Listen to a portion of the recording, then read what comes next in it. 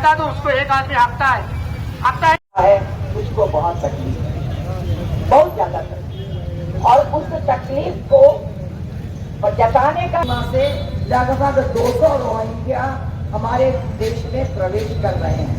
उनको एक सुरक्षित बॉर्डर भी मिल जाती है। ऐसा प्रदेश है जो चाहता है कि वो आए, हमारे ही देश का है, वो आए, बसे, होटल बने, ये सब चलता है। तरह से यहाँ अराजकता फैलाई जाए और उसके विरोध में हम एक दिन तो खड़े हैं। मैंने पहले आपसे कहा एक दिन तो हम खड़े हैं, लेकिन रोज हम क्या करें? हमारे ग्रंथ कहते हैं कि पहली रोटी अगर गाय की नहीं निकली तो आपकी रसोई जो है वह अधूरी है। मैंने देखा है, अपनी आंखों से देखा है। चित्रकूट नाम समझते हैं, सनातनी है आप सब। चित्रकूट एक आस्था का सपना रुकती थी और चित्रकूट को जाती थी। तो जब हम रात में वहां से लौटते थे, मैं आपको बता नहीं सकती, पूरी रोड गौ माता से भरी थी। तो पूरी रोड आधी रात को कभी 12 बजे लौट रहे, कभी 1 बजे लौट रहे, सारी की सारी रोड गौ माता बैठी हुई है। ऐसा क्यों? जब इसका पता किया तो लोगों ने बताया कि हम तब तक गौ माता को अपने घर में रखते हैं जब तक वो हमको दूध देती है। उसके बाद हम उसको जंगलों में, जंगल है काफी बड़ा जंगल है, जंगलों में छोड़ देते हैं। अब दिन भर तो गाय जंगलों में चलती है और रात को आकर के सूखा और सुरक्षित रहता है। रोड पे आके बैठ जाते हैं। हमने वो पीछे भी देखा, किसी बेचारे ट्रक वाले को नहीं दिखा होगा या तेज रफ्तार में हमको रक्षा करनी है, हमारी जिम्मेदारी है, तो उसको भी हमको समझना पड़ेगा। यहाँ बहुत सारी गौशालाएं खुली थी, हमारे जिले में भी खुली, कई लोगों ने खोली, लेकिन क्या आप गौशाला खोल सकते हो? लेकिन गौशाला चलाने के लिए आपको गाय को चारा तो देना पड़ेगा। चारा भी कोई फोकट में तो मिलेगा नहीं।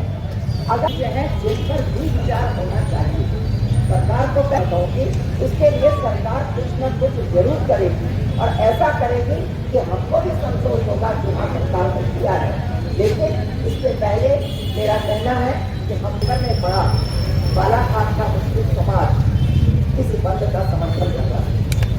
मैं उनको और उसके दायित्व ने कहा कि हमारे धर्म के खिलाफ है, ऐसे हरकत करना हमारे धर्म के खिलाफ है।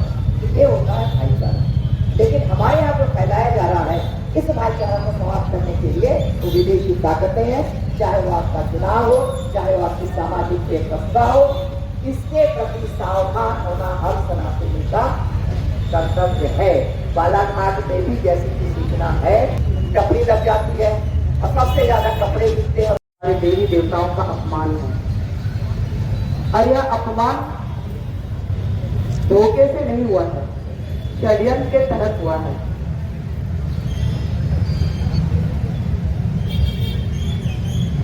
दीदी ने सारी बातों को आपको बताया।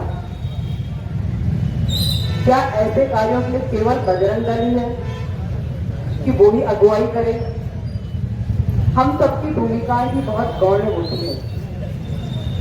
हम सब कब निकल कर आते हैं? जब वो आह्वान करते हैं या वो कोई आंदोलन करते हैं। मैं आपको बताना चाहती हूँ, 2 दिन पहले जो ये घटना घटी,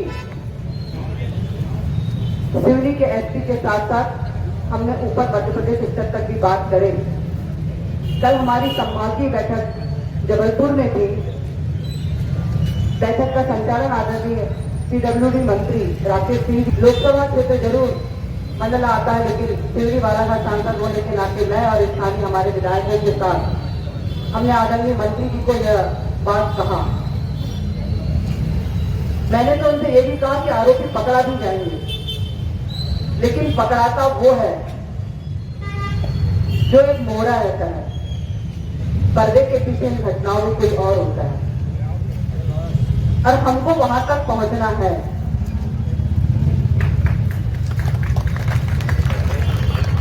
क्योंकि अक्सर बड़ी बड़ी घटनाओं में जो आरोपी पकड़ाए जाते हैं वो छोटे और स्थानीय लोग होते हैं और यह काम स्थानीय लोगों का मैं नहीं मानती हूँ। इसके पीछे कोई ना कोई बड़ी रणनीति है, कोई ना कोई बड़ा हाथ है। हम सरकार की ओर से और सरकार को आप सबके माध्यम से पुनः यह कहेंगे, जांच हो, जिसका आश्वासन हमको आदरणीय मंत्री जी ने कहा है आज सवेरे मैंने माननीय मुख्यमंत्री जी से भी बात करने का प्रयास किया, लेकिन मुझे 4 बजे का समय दिया गया। मैं यहाँ के प्रमुख हमारे आदरणीय से जो कार्यक्रम की इसकी अगुवाई कर रहे हैं, चाहे वो बजरंग दल हो, चाहे हमारे विश्व हिंदी परिषद के लोग हैं, आप सबसे भी मैं निवेदन करती हूँ कि मैं आपको, और निश्चित तौर पर हम इसके लिए चाहे बड़े से बड़ा जो भी आंदोलन करना है, हम सड़क पर आने के तैयार हैं, क्योंकि ये हमारे घर, हमारी आस्था का सवाल है। यदि अगर हम अभी मुंहतोड़ जवाब नहीं देंगे और एकजुट होकर खड़े नहीं होंगे तो उनका चोटी नहीं है। पूरे देश में इसकी चर्चा है, सबको इस घटना की जानकारी है।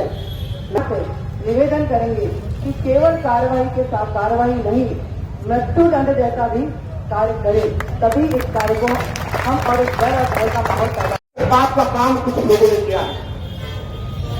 हम सब जानते हैं कि हमारी गौ माता हमारे लिए पूजनीय है, लेकिन कुछ लोगों को लगता है चारा बन गई है, और उस चारा बनाने के चक्कर में कुछ आताताइयों ने, कुछ हिंदी विरोधियों ने एक नहीं, दो नहीं, 50 से 60 गौवंशों की सामूहिक हत्या की है। हम इसकी कितनी निंदा करें वो कम है। हम उस घटना की निंदा भी करते हैं और मध्य प्रदेश शासन के यशस्वी मुख्यमंत्री यादव, मोहन यादव जी से भी निवेदन करते हैं कि आपकी पुलिस सो रही है, उसको आप जगाइए।